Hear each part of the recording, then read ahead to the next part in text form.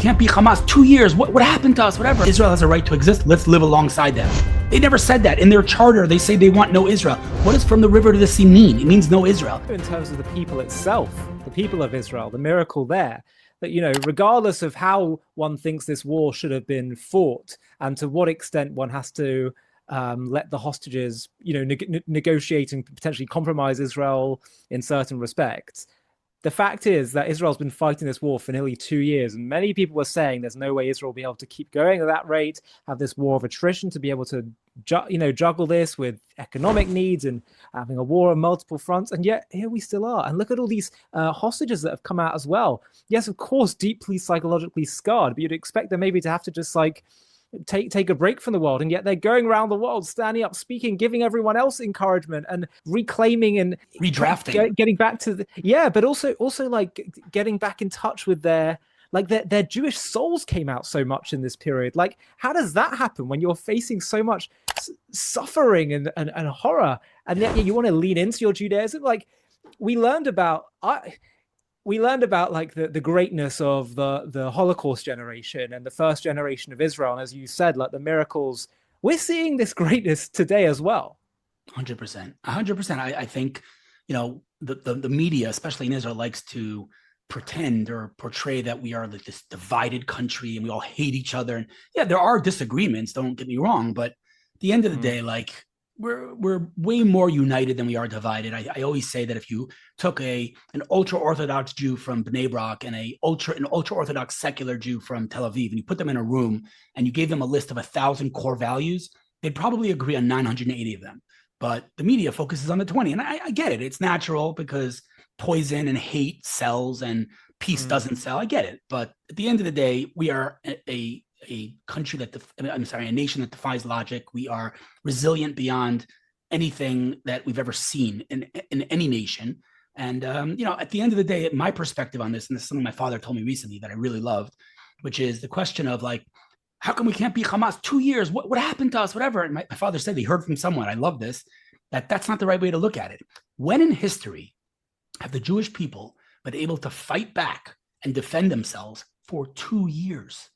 We have the ability for the first time in history to fight and defend ourselves for 2 years. I mean, that's unbelievable. So I guess it's a question of perspective, you know? Yeah, absolutely. And it's funny you mentioned that as well about, like, you know, Israel's not as divided as portrayed. I was interviewed by, I don't know if you know this presenter in America, Jason Whitlock. He has a show in America on Blaze TV. And he's a Christian, and we were having a whole debate about, you know, is Israel God's chosen nation, all these kind of discussions.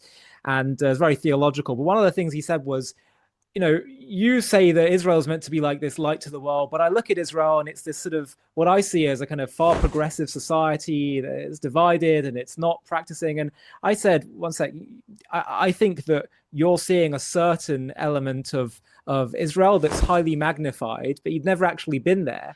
And actually, if you go on the ground and you see the grassroots, and also specifically in the last few years, we're seeing a revival of people reclaiming their Jewish identity and heritage. But also, there's so much of the values that underline us. There is a huge amount that connects us. And also, a further point, it's not unsurprising that after 2,000 years of exile and tormented persecution, there's going to be some people who go astray a little bit or are a bit disconnected. But the spiritual and moral resilience we've shown in this war and in our short history has been remarkable. Right. And you know, I agree completely with what you're saying.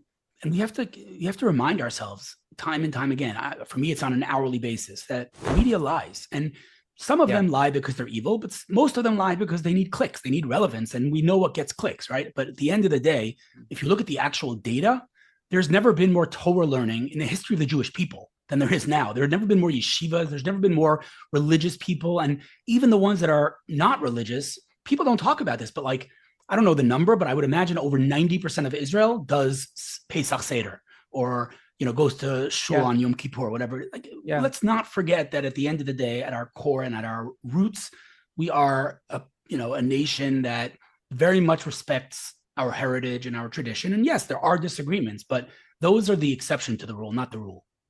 Absolutely. Lastly, Hillel, what do you sort of see coming down the tracks for Israel? What need to be Israel's priorities? What need to be our priorities as Israel activists?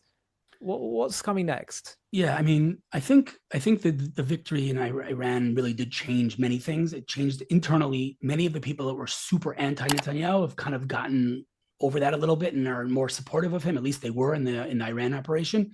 But I think that it changes the dynamic of everything, because now, which is what Bibi said when he quoted the verse, God gives his nation strength and then praises and then blesses us with peace, because peace comes from strength, not from weakness. And pre-Iran thing, there were a lot of people and nations that were like, Israel's not really what it used to be. And now it's clear that we are, and then some. So I think, now there's a lot of talk about the Abraham Accords, whether it's Lebanon, Syria. I mean, you couldn't make this stuff up, right? Like a month ago, 3 months, it's crazy, right? Lebanon, Syria, Saudi Arabia, and other countries. So, the Abraham Accords are incredible, this messianic stuff.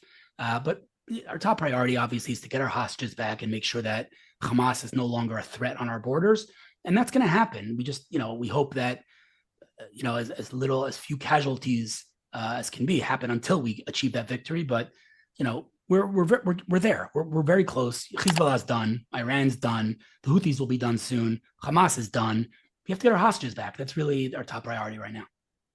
And I've heard that there's been reports that Netanyahu has said he's looking to becoming open again on a two-state solution, perhaps as you didn't see that? That's what I saw reported. I think it was in Israel Hayom.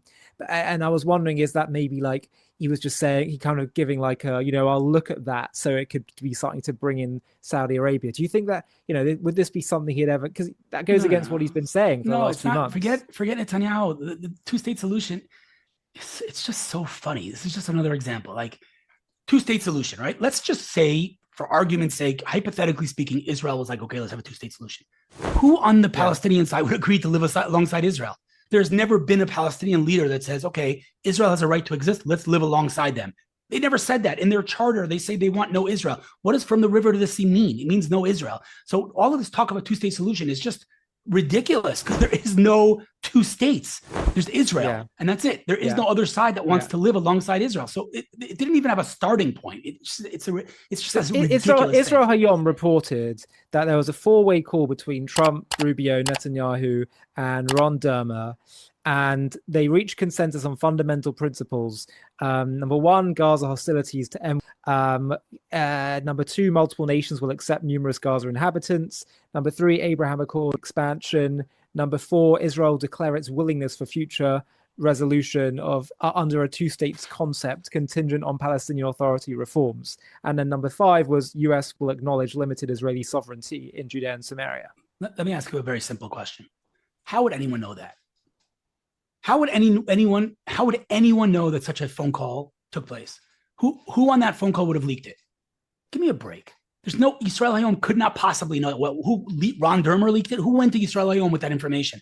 Like, when it's the cabinet or the Knesset or the government, maybe one person, like a four-way call between Ron Dermer, Trump, Rubio, and Netanyahu. Who could have possibly leaked that? So I don't buy it. When I read these things, I have to ask myself, like, what are the chances that, like, if hypothetically speaking, one of them would have leaked it, do you think they would have gone to leak it to Israel Hayom? Like, it's such a ridiculous thing. So, like, I don't buy any of that stuff. There is no way Netanyahu would agree to two-state solution. No way.